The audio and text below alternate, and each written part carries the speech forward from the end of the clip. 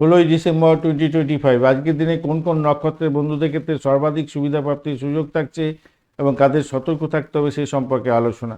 অশ্বিনী নক্ষত্রের বন্ধুদের ভ্রমণ, চিকিৎসা এবং নতুন উদ্যোগের ক্ষেত্রে শুভ ফল পাবেন। মৃগশিরা নক্ষত্রের বন্ধু শিক্ষা, ভ্রমণ, ব্যবসা এবং নতুন সম্পর্কের ক্ষেত্রে ভালো। পুনর্বসু নক্ষত্রের বন্ধু ধর্মীয় কাজ, দান এবং আধ্যাত্মিক কাজের ক্ষেত্রে ভালো হতে যাচ্ছে। পুষ্যা নক্ষত্রের বন্ধু আজকের দিনে ব্যবসা, পূজা বা বিবাহ এবং নতুন উদ্যোগে শুভ ফল পাবেন। হস্তা নক্ষত্রের ক্ষেত্রে শিল্পকলা, সৃজনশীল কাজ এবং ব্যবসার ক্ষেত্রে ভালো। সাথী নক্ষত্রের বন্ধু 2:09 পর্যন্ত সময় স্বাধীনতাকামী হবেন, ভ্রমণ ভালো হবে, নতুন উদ্যোগে শুভ ফল পাবেন। বিশাখা নক্ষত্র 2:09 পর থেকে আপনাদের লক্ষ্যবস্তু অর্জন হতে পারে, ব্যবসা সম্প্রসারণ ভালো হবে, নতুন উন্নয়নের ক্ষেত্রে সম্পর্কের ক্ষেত্রে ভালো হতে যাচ্ছে।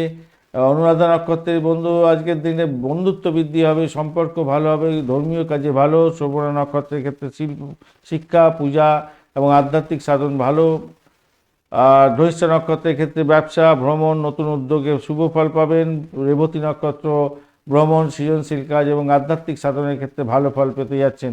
বরণী নক্ষত্রের বন্ধু অতিরিক্ত ভোগবিলাস ঝুঁকি এড়িয়ে চলুন। কৃত্তিকা নক্ষত্রের বন্ধু রাগ, ঝগড়া, তাড়াহুড়ো করে কোনো কাজকর্ম করতে যাবেন না। আদ্রা নক্ষত্রের বন্ধু অশান্তি, মানসিক চাপ এবং ঝগড়া এড়ানোর চেষ্টা করুন। অশ্লেষা নক্ষত্রের বন্ধু গোপন শত্রুতা বাড়বে, প্রতারণার শিকার হতে পারেন। মঘা নক্ষত্রের ক্ষেত্রে অহংকার ত্যাগ করুন, অতিরিক্ত আত্মবিশ্বাসে ক্ষতি আনতে পারে। জ্যেষ্ঠা নক্ষত্রের ক্ষেত্রে ঝগড়াঝাটি হতে পারে, সম্পর্কের টানাপোড়েনে পড়বেন। মূলা নক্ষত্রের বন্ধু ঝুঁকিপূর্ণ কাজ এবং ভ্রমণের ক্ষেত্রে সতর্কতা। শতবিশা নক্ষত্রের ক্ষেত্রে মানসিক চাপ এবং স্বাস্থ্য সমস্যা থাকবে। জ্যেষ্ঠা, মূলা এবং শতবিশার ক্ষেত্রে বিশেষভাবে সতর্কতার দরকার আছে।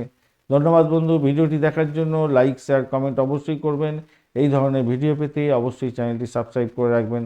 বন্ধু সঙ্গে থাকুন, ভালো থাকুন।